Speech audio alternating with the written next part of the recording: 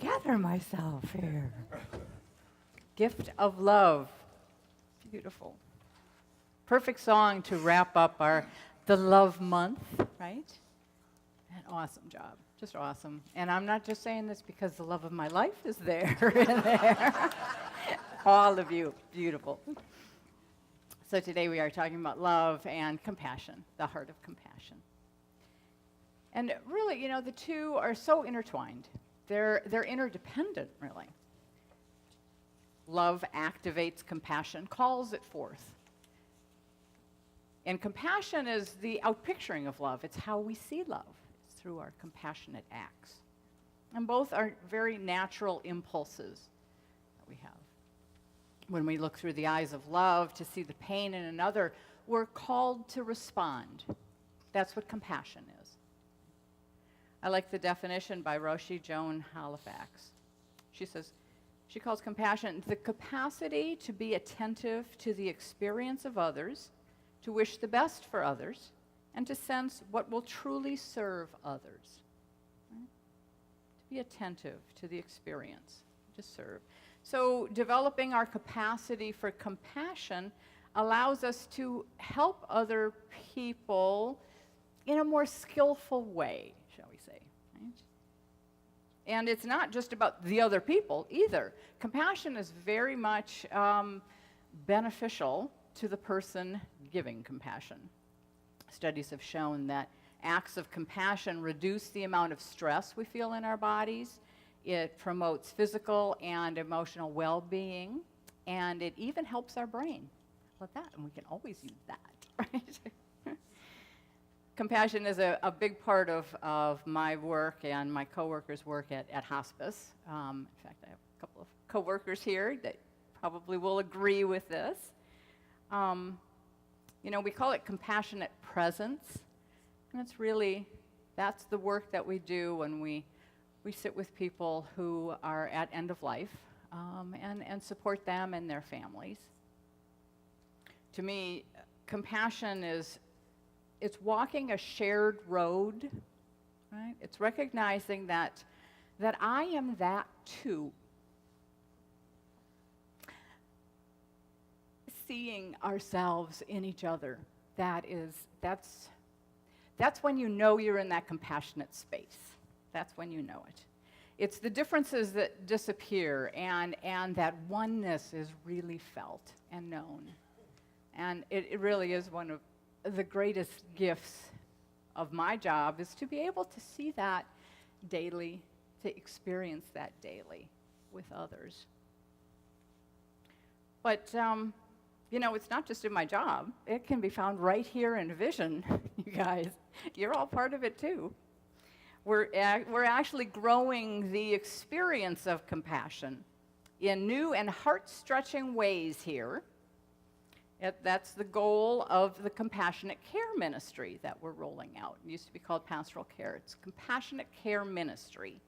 And its mission statement is to grow compassion, care, and connection within the Vision community through loving support and service of each other. Can you guys get behind that? Yeah. That's what we're doing, and we're all part of that process. Because within each one of us beats that compassionate heart, because that's what spirit is. So we're not separate from it. It's not just them out there in that ministry. It's us. It's every one of us. And compassion, you know, is not just a feeling. It's a consciousness. It's an attitude. It's a practice. It's a practice. And it's something that needs to be encouraged and activated within us. And we do that for each other. And that's really the impulse behind this ministry, is to help encourage and activate that compassionate care. It's kind of widening our view of ourselves and each other through the lens of compassion. We're building a compassionate consciousness, let's call it that. Compassionate consciousness. And I wanted to talk a little bit about that and how that works and what it looks like. So one of the key principles behind that consciousness is the recognition that our very presence makes a difference. makes a difference to those around us, to the world, to the larger view, and just the person sitting next to us. Our very presence makes a difference. And each one of us plays a unique and important part in the whole of life, right? In that great tapestry. So just by being here, just by choosing to come here, know that you're making a difference to the people around you. Your energy, your intention, your desire to share this experience called Sunday service at Vision, right? It's making a difference, and you matter. And that's a very important concept to remember, to know. And the other part is that you have unique and distinct gifts to share. You know, a lot of us sometimes think, nah, I'm not that special. I don't really have that much. Just every piece of your life experience up to now makes you unique and distinctive and is a gift. The gifts are born out of those life experiences, and not just the good ones, okay? Not just the good ones. Our successes and our failures, our heartbreaks, our joys, our innate talents, those skills that we've spent our lives developing. Those are all gifts that can be shared with each other. And the other part of that is to recognize that every one of us also has a growing edge. As much as we have gifts to give, there are pieces of us that need more attention, shall we say, right? There are parts of us that are in process. These are nice ways of saying these things, right? You know, maybe it's parts of us that are struggling to be more fully expressed, right? And it could be just challenges. Challenges of health, challenges of finances, challenges of relationship at work, right? But, you know, I mean, because you think about it, our lives have numerous facets. And at any one moment, they aren't exactly in perfect balance. So there's always going to be, you know, something that needs a little bit more attention, right? So, and what compassion does is it connects those strengths, those gifts, with those weaknesses, maybe, should we say? Or just those areas where we need a little bit more attention. But they connect it. Through the lens of compassion, we're reminded of the places that we are struggling, the places we're in need, the places we need to receive. And we're also reminded, through that lens of compassion, of the strength and the wisdom we've gained from our special gifts, from our experiences, from the experiences that we've come through, and that we're here to share with others as well, right? So it's both. Giving and receiving, the yin and yang, the divine balance, compassionate presence. So I'm going to use an example. So you're sitting there, and say you're in crisis in your relationship, teetering on a breakup maybe. But you've also just recently overcome a major health challenge that's given you an important shift in perspective. Okay, so you're sitting there. The person next to you has just been diagnosed with that same medical issue, okay? And they're scared, and they're struggling, and they don't know what to do next. And they've also just come through a great challenge in their relationship, come out on the other side, and are in a wonderful bonded relationship now, and have learned some important things, okay? What happens if they don't admit, if they don't share the challenges that they're facing? And instead they do the, oh, hi, how are you? Oh, fine, fine. Yeah, everything's good. Right? I mean, both lose. Both lose. Can't give, can't receive. And here's the thing, you know, we have to show our vulnerabilities in order for compassionate consciousness to fully come alive. We have to show it. We have to be brave to do that, to say, yeah, you know, there's a piece still not quite there yet. Brene Brown, in her book, The Gifts of Imperfection, writes, until we can receive with an open heart, we are never really giving with an open heart.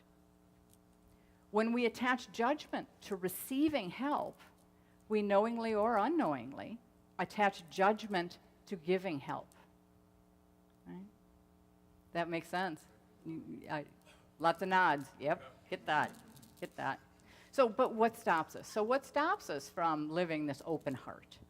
What prevents us from participating in, this divine appointment of the perfect person sitting next to you and you just don't even know it, right? So we could say culture, right? Our society values going it alone. Our country was built on that rugged individualism, and we revere those who blaze their own trails and all that, right? But Brené Brown says, we equate success with not needing anyone. We're willing to extend a helping hand, but reluctant to reach out to help when we need it ourselves. It's as if we divided the world into those who offer help and those who need help. And the truth is, we are both. We are both, right? At the same time, we are givers and receivers. It's the human condition. Yet we're so hesitant to admit our vulnerabilities, right? The areas that we may not be fully developed, the places that don't match. Our inside doesn't really match the outside picture of ourselves, right? And because of that, we cut ourselves off from our compassionate self, that place in us. We disconnect from it. Buddhist nun, teacher, author Pema Chodron talks about how compassion draws from the wholeness of our experience, right? The good, the bad, the darkness, the light. She says this, compassion is not a relationship between healer and wounded. It's a relationship between equals. Only when we know our own darkness well can we be present with the darkness of others. Compassion becomes real when we recognize our shared humanity. So we can only know our own darkness. Only when we know it well can we be present for the darkness of others. In other words, our darkness is what allows us to be the light for others. It's exactly how we do that. I love how Rumi put it. He says, don't turn away. Keep your gaze on the bandaged place. That's where the light enters you. Right? The bandaged place. Don't look away. Don't look away. Our wounds are where our light can emerge to connect. And this is, these are wounds. These are the pains of the disappointments, the betrayals, the grief, the pain of loss, the pain of change, all of that. Those are all our wounds, and yet they are our greatest gifts. Greatest gifts. In the book, A New Myth of God, Lionel Corbett, he calls it the wounds of divinity. And he points out in the Bible, remember when the apostles meet Jesus on the road after the crucifixion and they don't recognize him. Even though he speaks to them, they don't get it. And then suddenly they do, and the Bible says it's because they knew him through his wounds. They knew him through his wounds. Isn't that interesting? And Corbett says it's a metaphor for the mystical truth that we've known throughout the ages. Your wounds are your identity. They are also the symbol of your divinity. Right? The wounds are our identity and the symbol of our divinity. Our wounds are our greatest source of strength and wisdom, and they do make us who we are. That's how we are unique. We have unique wounds. They are our identity. But they also reflect back to us our deepest truth, which is our divinity. Truly, truly gives. I came across this quote yesterday from Billy Mobade. She says that the The Japanese often mend broken cups and dishes and bowls by filling the cracks with gold. And not only does that make them stronger, she says they believe that when something has suffered damage and has history, it becomes more beautiful. Right? Damaged and history, that there is beauty in the breaking. I love that. So our limitations, our wounds, our darkness, they serve us, they serve others. Pain and woundedness are the keys to compassion and to empathy. And yet, all right, so raise your hand. Who's still afraid of their pain? Right?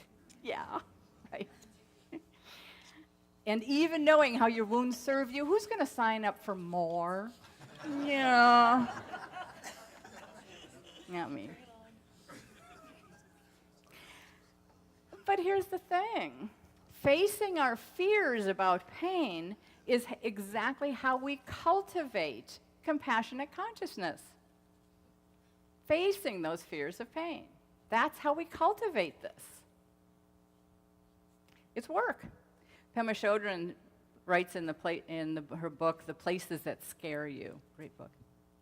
She says, when we practice generating compassion, we can expect to experience the fear of our pain. Compassion practice is daring.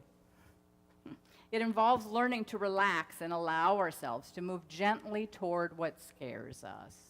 Yeah. Relax. Relax and move gently toward what scares us. It reminds me of a story I heard about a crew that was installing telephone poles. And you know, that's dangerous business because if the poles aren't set right, they can topple over and often have killed work crews, you know, by toppling over on top of them. So one of the older men who's been doing this for years was teaching a newbie about how to do this, and they were talking about what to do if you're seeing the pole begin to wobble. And the kid says, well, I'd run the other way as fast as I could. And the veteran says, no, actually, that's the exact wrong thing to do. What you do is you move toward the pole and put your hands on it, because not to steady it, but to understand or to feel which way it's toppling so you can make sure you're on the other side and it's not coming on top of you, right? I mean, that makes total sense. But now think of that in terms of an instruction for compassion. To move toward the pain, to put your hands on it. Because it's in the heart of pain that we're the safest. Because that's how we can get through it. Running away from it, you never know where it's going to fall. Putting your hands on it and knowing it well, knowing your darkness, knowing the pain, allows you to get through it and transform it into the gift that it's meant to be. Okay. So everybody breathe. Just for a minute, I need to breathe. This pain wound thing. We need a little compassion for ourselves. Our founder, Ernest Holmes, wrote this: compassion is the most gentle of all human virtues, for it is the outpouring of the divine givingness through us. Gentle virtue. Where the divine gives, that givingness pours all around us. How beautiful. What a beautiful image. And he goes on to say that compassion and caring they're the ties that bind us together in mutual understanding and in the unified attempt to uncover the divinity in each other. I love that last line. Compassion is a unified attempt to uncover the divinity in each other. I believe that is our task. Not only our personal mission, but that's really the purpose of humanity, to uncover the divinity in each other. You know, I love the creation story in the Kabbalah. That's the mystical tradition of Judaism. The way that they describe the birth of the world, they say in the beginning there is only God or infinity existing in the holy darkness. But creation began when God withdrew itself in all directions, creating a void or a vacuum, and then channeled itself as a ray of light into the void. We'd call that the light of wholeness, into the void. But the story goes that ray, that light was so intense, it needed to be filtered. It needed to be filtered through vessels, and I think of them as just these huge crystal vases, you know, that filter the light. And the story goes that some of the vessels could not withstand the power of the light, and they shattered. And although most of the light returned to its infinite source, some of the sparks and the shards from the vessels became trapped here in the physical space that we call life, we call the world, deeply hidden into everything. And so the Kabbalists say the task of humanity is to liberate those sparks of light and restore them to divinity. All right? To liberate the sparks and restore them to divinity. So the human race is here to uncover and restore the wholeness of the world, right? The light of wholeness. That's what we're here for. And it's a collective task that we're all part of. It's not just one person can do this. We all have to. Healing the world back to its original wholeness. And that's what, and how is that done? How is that done? Compassion and love. That's how we heal it. That's how we heal the world. And we are each healers of the world.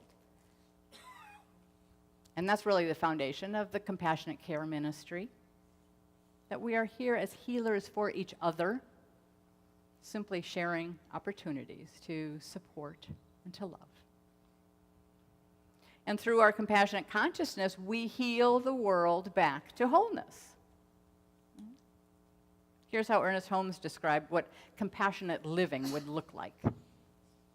Suppose we made a daily habit of feeling that we like people and they like us. There's a habit. That we belong to them and they belong to us. In a very real sense, everyone we meet is part of our own family to love and to enjoy. And I think that's pretty doable, don't you? To feel like we like people and they like us, that we belong to each other, and to recognize that we're all part of the divine family. And really, compassionate living is that simple. It's that simple. And I'd like to invite you to make that practice real in all aspects of your life. And you can start right here at Vision. Think of the people around you as your compassionate practice partners. Will you practice with me? All it takes is stepping forward and looking for ways to share those unique gifts that you have, your skills, your talents. And don't forget the gifts from your wounds to be shared as well. You know, because somebody is here by divine appointment to receive from you. And don't forget the other part of the equation. Don't hesitate to ask for help, for guidance with your growing edges, right? Where you might be out of balance or struggling. Because remember, there's someone here that's looking to share their gift with you. So open to receive. So I just encourage you, jump on into this circle of compassionate living and open wide your heart of compassion. Thank you very much.